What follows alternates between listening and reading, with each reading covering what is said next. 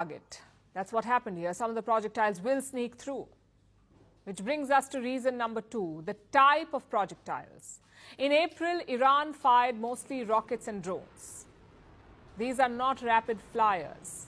They take their time to reach the target. The drones, for example, took 9 hours to fly from Iran to Israel, 9 hours, so the Iron Dome made short work of it. But this time, Iran stepped up. They fired 180 ballistic missiles. Now, these are lethal weapons. First, they're fired up to the Earth's atmosphere, sometimes even beyond the Earth's atmosphere. There, the payload separates from the rocket, and finally, it plunges towards its target, a bit like throwing a stone up in the air. Imagine the speed and the force created by such a fall. It makes intercepting them very difficult. Iran used 2 versions of these ballistic missiles, the medium-range Shahab-3 and the hypersonic Fateh-1. Hypersonic missiles can travel 5 times faster than sound. That's 6,100 kilometers per hour. Such missiles can reach Israel in 12 minutes. Do you see the difference? 9 hours in April, 12 minutes yesterday. So the speed made interception difficult. Finally, reason number 3, the lack of warnings. In April, Iran informed the West days in advance. So they had time to prepare their defense. And this time, there were no warnings. The US and Israel had no clue until hours before the attack.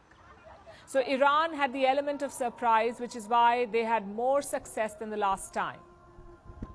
As a strategy, it makes sense because air defense is expensive business.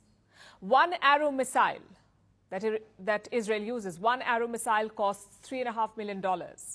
One David sling costs $1 million. But Iran's missiles are much cheaper, just $100,000 per shot. So the math works out in Iran's favor. It makes sense to exhaust Israel's defenses.